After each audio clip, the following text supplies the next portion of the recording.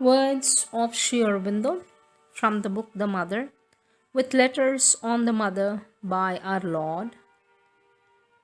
Page 11. Money is the visible sign of a universal force, and this force, in its manifestation on earth, works on the vital and physical planes and is indispensable to the fullness of the outer life. In its origin and its true action, it belongs to the divine. But like other powers of the divine, it is delegated here and in the ignorance of the lower nature can be usurped for the uses of the ego or held by asuric influences and perverted to their purpose. This is indeed one of the three forces power, wealth, sex that have the strongest attraction for the human ego and the asura and are most generally misheld and misused by those who retain them.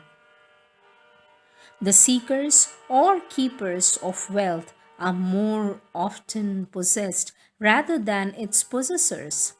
Few escape entirely a certain distorting influence stamped on it by its long seizure and perversion by the asura.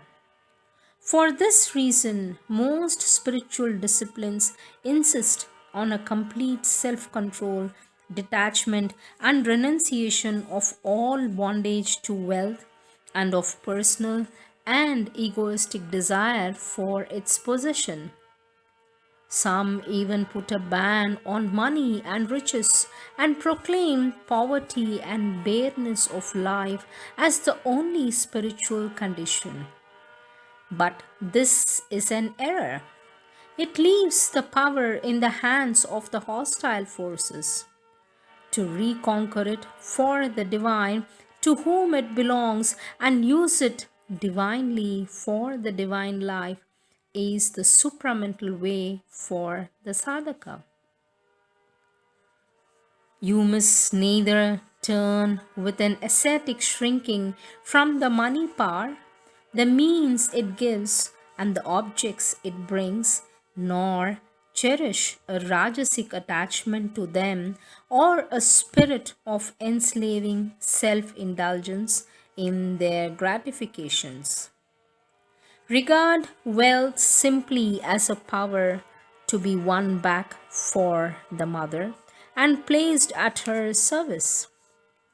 All wealth belongs to the divine, and those who hold it are trustees, not possessors.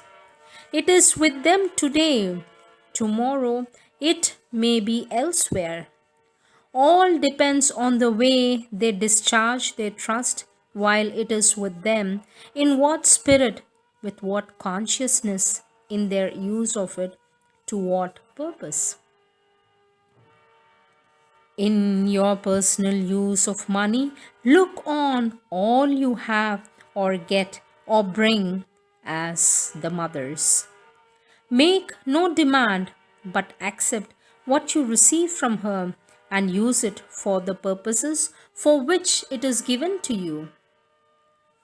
Be entirely selfless, entirely scrupulous, exact, careful in detail, a good trustee.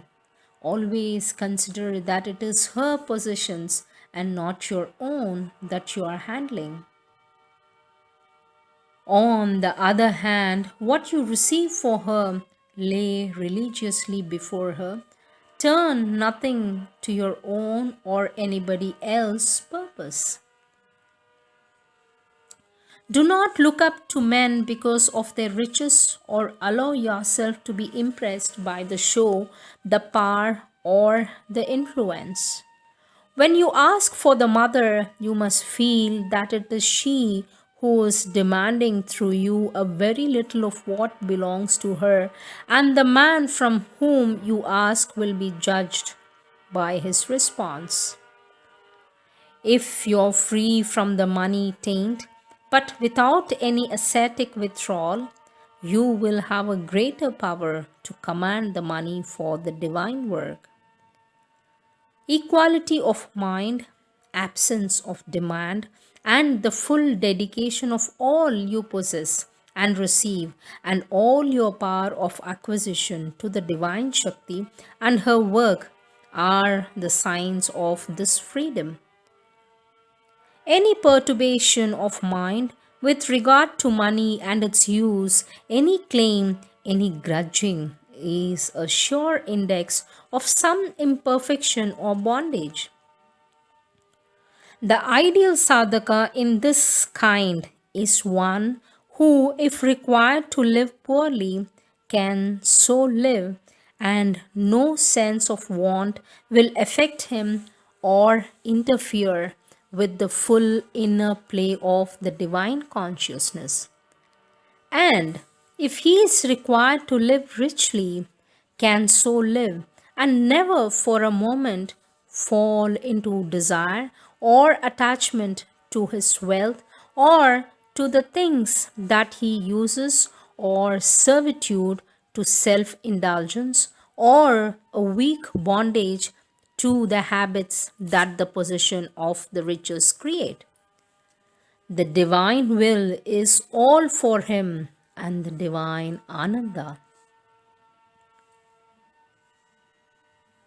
In the supramental creation, the money force has to be restored to the divine power and used for a true and beautiful and harmonious equipment and ordering of a new divinized vital and physical existence in whatever way the divine mother herself decides in her creative vision.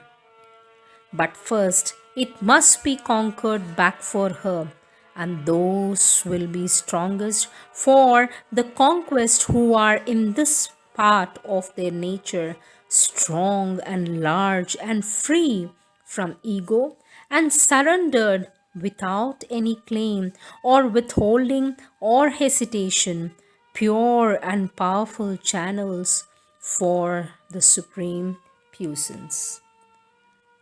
Thank you. Namaste.